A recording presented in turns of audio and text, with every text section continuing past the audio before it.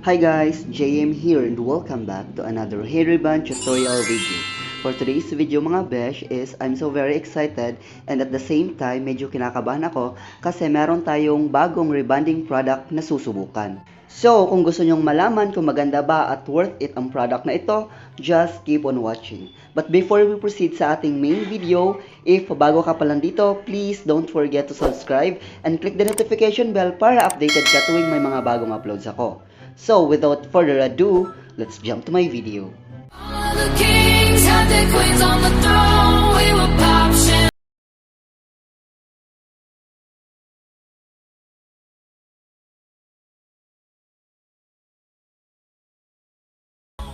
So, ang product na gagamitin or susubukan natin ngayon mga besh is itong Keratin Rebonding Set for Kinky Hair from DIBEIER. Actually mga besh is familiar na ako sa brand na DIBEIER kasi nasubukan ko na din gamitin yung kanilang product na pang Brazilian blowout which is super ganda din. Kaya hindi na ako nagdalawang isip na subukan din itong kanilang rebonding set.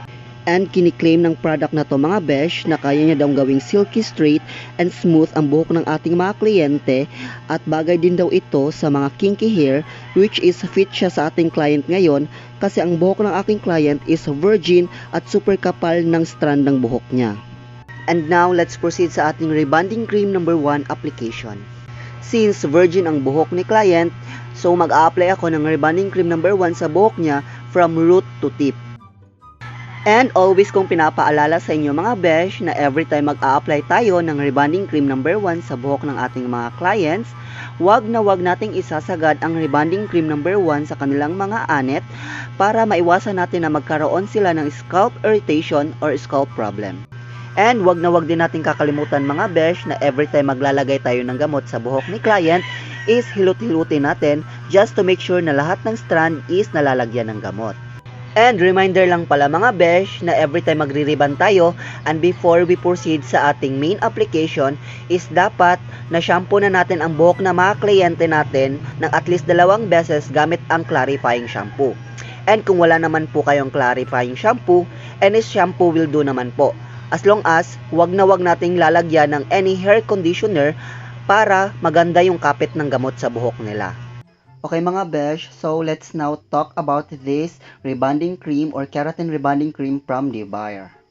And while doing the rebonding cream number 1 application sa buhok ni client mga besh, is napansin ko lang na napaka-creamy ng rebonding cream number 1 na ito.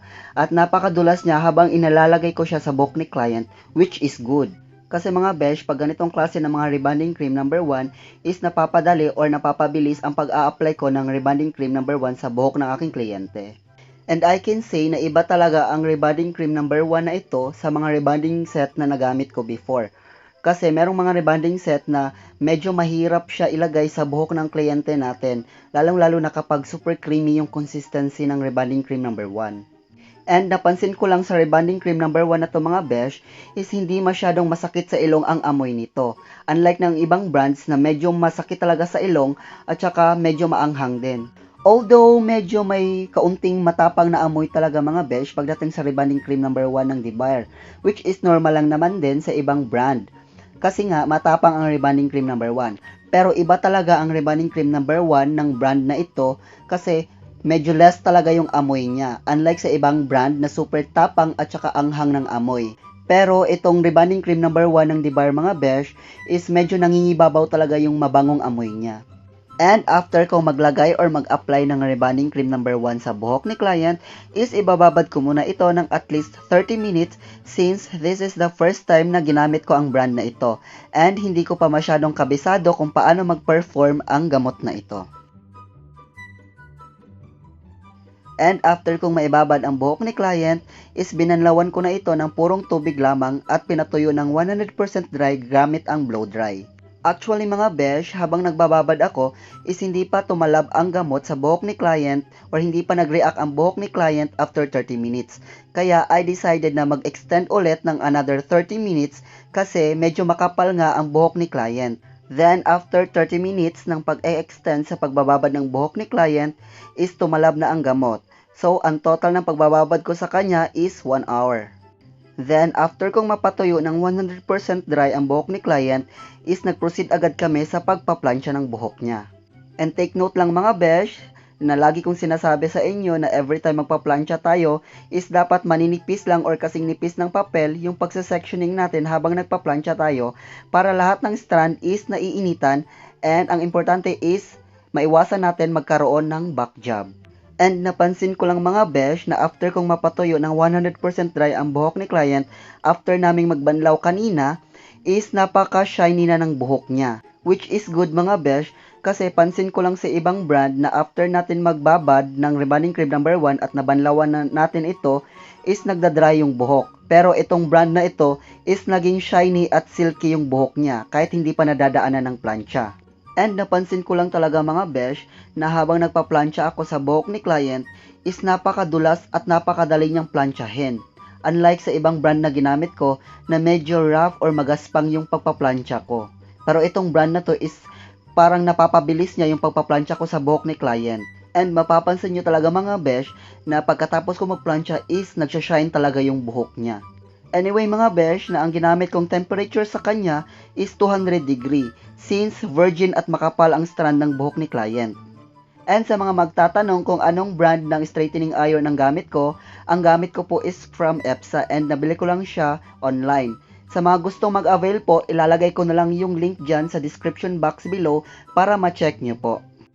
And pagkatapos kong planchahin ang buhok ni client mga besh, is papahingahin muna namin ito ng at least 10 minutes just to make sure na makasingaw na yung init sa buhok ni client gawa ng pagpaplansya ko. And bawal kasi tayong mag-apply or maglagay ng rebonding cream number 2 na mainit pa ang buhok ng ating client. Kasi ang tendency nito is masunog or mag-brittle ang buhok ni client.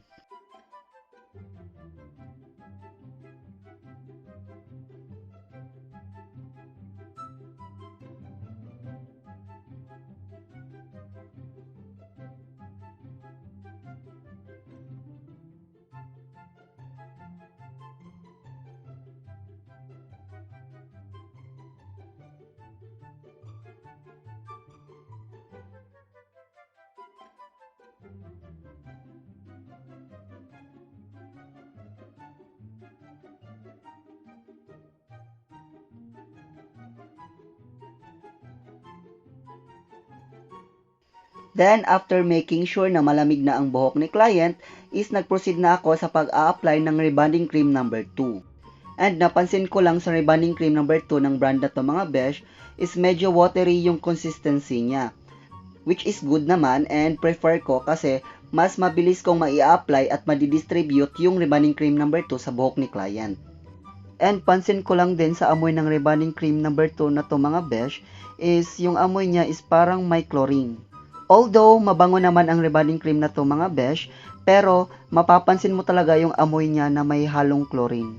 And sa mga nasubukan ng gumamit ng rebonding set na ito from DIBEIER, please comment down below kung same tayo ng napansin na amoy pagdating sa rebonding cream number 2.